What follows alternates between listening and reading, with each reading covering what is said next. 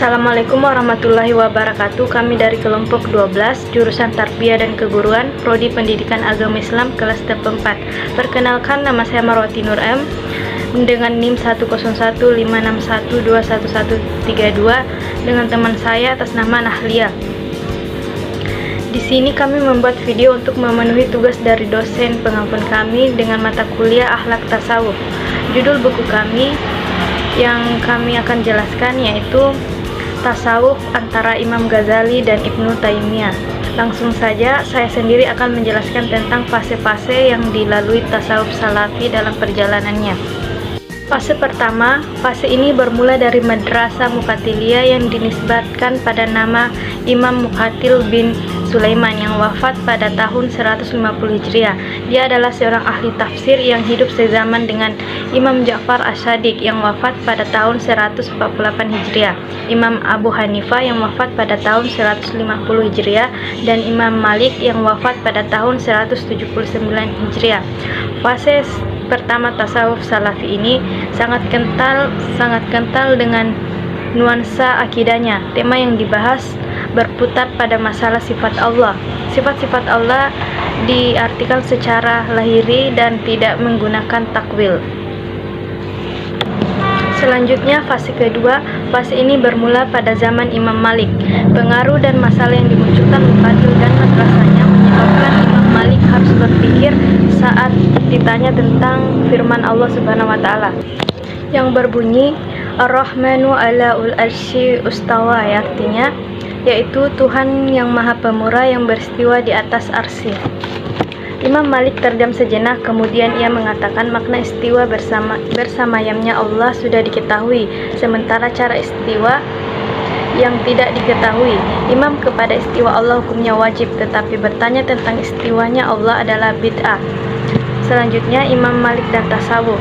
Menurut Imam Malik, orang yang menjalani sufi tetapi tidak memahami fikih adalah orang yang zindik.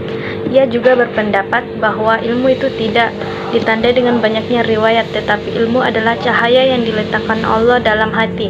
Di sini Imam Malik menunjukkan pentingnya memahami agama dengan baik dulu sebelum menceburkan diri dalam dunia tasawuf untuk menjaga agar tidak terjebak dalam perilaku zindik. Karena itu Imam Malik memberikan perhatian besar pada fikih dan tasawuf, mengatakan hikmah berarti mempelajari agama Allah. Pemahaman ini ditanamkan Allah dalam hati hamba-hambanya. Hikmah adalah taat pada Allah dan mengikuti ketaatan dan mempelajari agama dan ilmu.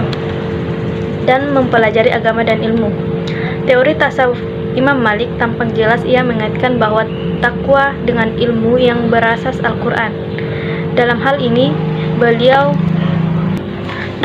ini beliau mendasarkan pada pesan Allah dalam Al-Quran Al-Baqarah ayat 282 yang artinya dan bertakwalah kalian pada Allah, niscaya Allah akan memberi ilmu pada kalian. Imam Ahmad bin Hanbal terpengaruh oleh Imam Malik dalam teori fikih tasawuf. Ia menegaskan teori ini mengatakan kita hanya diperintah mengambil ilmu dari atas langit. Imam Ahmad adalah contoh sosok yang melakukan zuhud, tetapi zuhudnya tidak menyebabkannya bersifat pasif. Ia tidak makan kecuali makanan hasil jeripayanya sendiri. Perilaku zuhud dibangun di atas prinsip meninggalkan yang haram, mencari yang halal, dan menjauhi segala sesuatu yang suhuk. Menjauhi segala sesuatu yang hukumnya subhat atau tidak jelas antara halal dan haram. Ia melihat bahwa zuhud yang benar adalah zuhud yang membuat jiwa dan hati bertambah lembut, zuhud yang menghilangkan sifat ujub dan gugur. Di antara orang mengikuti tasawuf salafi pada fase ini Muhammad bin Fad al-Baqi yang wafat pada tahun 319. Ini merupakan langkah baru dalam tasawuf salafi. Ini adalah pendahuluan penting bagi tasawuf Al-Harawi Al-Ansari yang wafat pada tahun 481 Hijriah.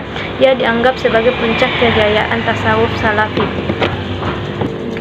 Selanjutnya fase ketiga. Pada fase ini muncullah Al-Harawi Al-Ansari.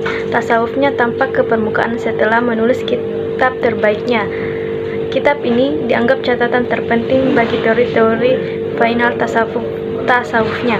Definisi tasawuf menurut Al-Harawi, sebuah kata yang digunakan untuk menyebut 4 hal: safa atau jemi, wafa kesetiaan, fana lebur, dan baka kekal. Dia membagi kitab Manzil As-Sairin ini menjadi 10 bagian yang berisi 100 makam. Susunan kitabnya memberi kitab sebuah gambaran tentang pandangannya terhadap orang yang menempuh jalan sufi. Dia memulai kitabnya dengan bagian bidayat, awal permulaan, dan mengakhiri dengan bagian nihayat, akhir penutup. Dalam kitab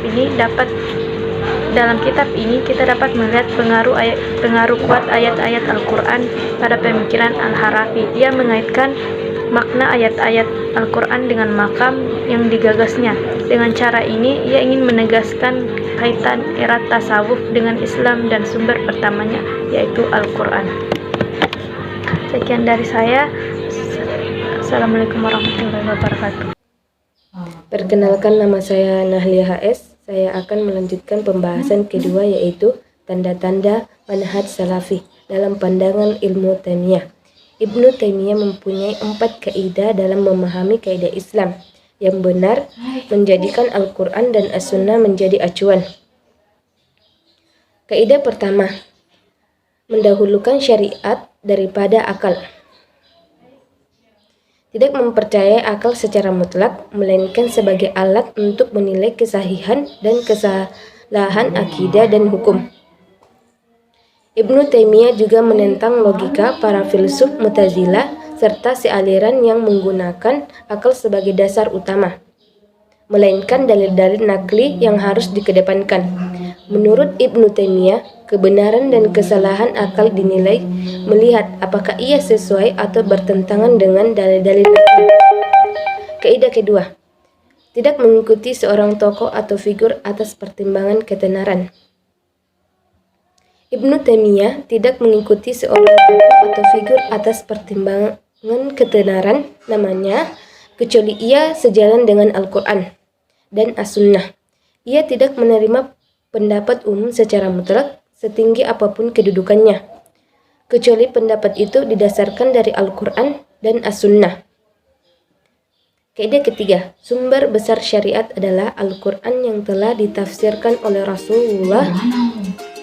Ibnu Taimiyah merujukkan semua pemikirannya tentang syariat kepada Kitabullah, Sunnah Rasulullah, dan Nabi Muhammad SAW. Ia menjadikan ayat bukti Al-Quran sebagai bahan untuk berargumentasi. Ia juga mengajak manusia untuk menyikapi rahasia. Mereka menceburkan diri dalam membaca atau menghafalkan Al-Quran. Kaidah keempat, ia merdeka dan independen dalam berpikir.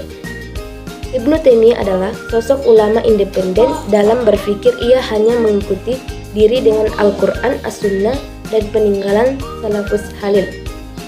Sekian dari pembahasan dari kelompok kami. Assalamualaikum warahmatullahi wabarakatuh.